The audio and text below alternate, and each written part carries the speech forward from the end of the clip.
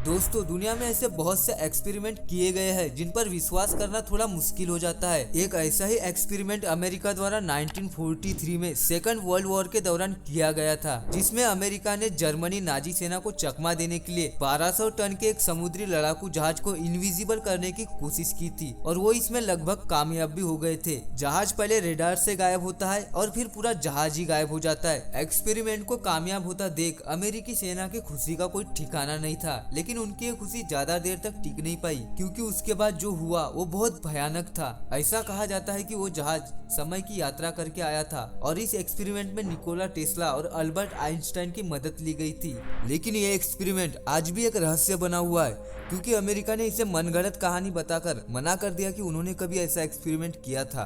तो चलिए इतिहास में पीछे चलते हैं और समझते हैं ऐसा क्या हुआ था उस एक्सपेरिमेंट में। सेकंड वर्ल्ड वॉर के दौरान अमेरिका अपने समुद्री जहाजों को दुश्मनों की नजर से छुपाने के लिए बहुत से प्रोजेक्ट पर काम कर रहा था। उसमें से एक था फिलाडेल्फिया एक्सपेरिमेंट, और ये एक्सपेरिमेंट नाजी सैनिकों ने जो समंदर में मैग्नेटिक माइंस बिछा रखी थी उसी से बचने के लिए किया जा रहा था। और इस एक्सपेरिमेंट में वैज्ञानिकों ने अल्बर्ट आइंस्टाइन और निकोला टेस्ला के रिसर्च की मदद ली थी। इस एक्सपेरिमेंट को निकोला टेस्ला ने पहले एक छोटे जहाज पर किया और वो इसमें सफल भी हो गए। इस प्रयोग में वैज्ञानिकों ने इलेक्ट्रोमैग्नेटिक और रेडार वेव्स टेक्नोलॉजी की मदद ली थी, जिसमें जहाजों को कुछ समय के लिए गायब किया जा सकता था और जहाजों के अंदर टेस्ला के जीरो टाइम रेफरेंस जनरेटर का इस्तेमाल किया गया था, जो धरती के मैग्नेटिक फील्ड को लॉक कर देती है, जिससे कि किसी भी ट्रैकिंग डिवाइस से इस जहाज को ढूंढ पाना मुश्किल था। लेकिन जैसे ही ये प्रयोग किसी बड़े जहाज पर करने की बात आती है, तब निकोला टेस्ला किसी कारणवश इस काम को जॉन न्यूमैन नाम के साइंटिस्ट को सौंप देते हैं। 24 अक्टूबर 1943 में इस एक्सपेरिमेंट को फिलाडेल्फिया शिपयार्ड पर यूएसएस एल्ड्रिज नाम के लड़ाकू जहाज पर किया गया, जिसमें वैज्ञानिकों ने जहाज पर सैकड़ों जनरेटर लगाए और जहाज के चारों तरफ कई हजार वोल्ट के इलेक्ट्रोमैग्नेटिक कॉइल लगाए। फिर एक्सपेरिमेंट शुरू कर दिया गया और जहाज पर लगाए गए जनरेटर की मदद से बिजली के वोल्टेज को बढ़ाया जाने लगा, और जैसे ही बिजली 30 लाख वोल्ट से भी ज्यादा हो गई,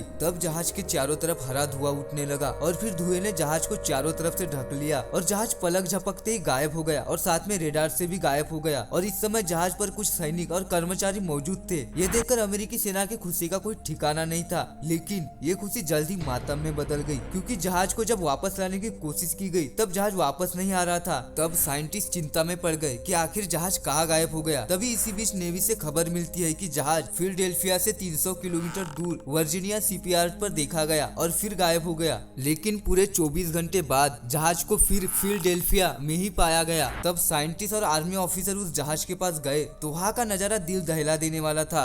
जहाज पर मौजूद ज्यादातर क्रू मेंबर बुरी तरह जलकर मर चुके थे और कुछ उस जहाज के दीवारों में इस तरह जम चुके थे मानो वो उस जहाज का ही कोई हिस्सा हो। और जो लोग सही सलामत बच चुके थे उनकी दिमागी हालत इतनी खराब हो चुकी थी कि वो पूरी तरह पागल हो गए थे। इस एक्सपेरिमेंट ने यूएस नेवी को पूरी तरह डरा दिया। साइंटिस्ट का मानना था कि ये सभी टाइम ट्रेवल यानी कि समय की यात्रा करके आए होंगे, और जब जहाज गायब हुआ था तब वो समय के भंवर में फंस गया होगा और जहाज और उस पर मौजूद सभी चीजें डीमटेरियल हो गई होगी। मतलब कोई भी चीज एक दूसरे के आर पार जा सकती थी। लेकिन इसी बीच जब जहाज को वापस बुलाया गया तब वापस से सभी चीजें पहले जैसी ठोस हो गई और उसमें मौजूद सैनिक जहाज में धंस गए होंगे। कहा जाता है कि गायब होने के बाद ये जहाज 1943 से 1983 मतलब 40 साल आगे भविष्य में लॉन्ग आइलैंड में बसे एक खुफिया जगह पर पहुंच गया था। लेकिन ये एक्सपेरिमेंट आज भी एक रहस्य बना हुआ है, क्योंकि अमेरिका ने इसे मनगढ़ंत कहानी बताकर साफ मना कर दिया कि उन्होंने कभी ऐसा एक्सपेरिमेंट किया था। लेकिन इस एक्सपेरिमेंट का पहला खुलासा कार्ल एलन ने करते हुए 1956 में एक साइंटिस्ट मॉरिस के जेसप को 50 खत लिखे थे अपनी बात सही साबित करने के लिए। उसने इस खत में 2 ऐसे लोगों का भी नाम लिखा था जो इस एक्सपेरिमेंट में मौजूद थे, और कार्ल एलन का मानना था कि इस एक्सपेरिमेंट में आइंस्टाइन की अनफील्ड थ्योरी का इस्तेमाल किया गया था। लेकिन इस घटना को लेकर कोई भी ठोस सबूत नहीं मिलने के कारण इसे मनगढ़ंत कहानी समझकर भुला दिया गया। लेकिन इसके बाद साल 1983 में एक अमेरिकी ऑफिसर एल बिलेक ने दावा किया कि उस एक्सपेरिमेंट के दौरान वो और उनका भाई उस जहाज पर मौजूद थे और वो टाइम ट्रैवल करके लॉन्ग आइलैंड पर जा पहुंचे थे।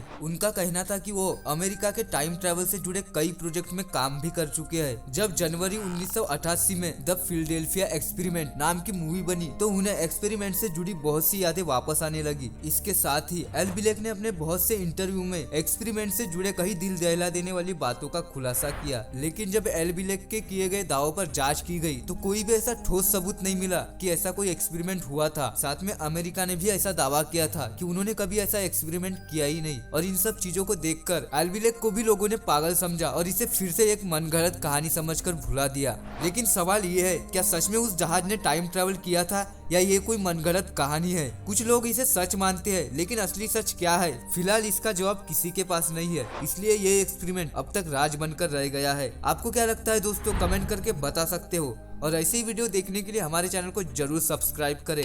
और आपके पास थोड़ा और समय होगा तो हमारी यह वीडियो भी चेक कर सकते हो।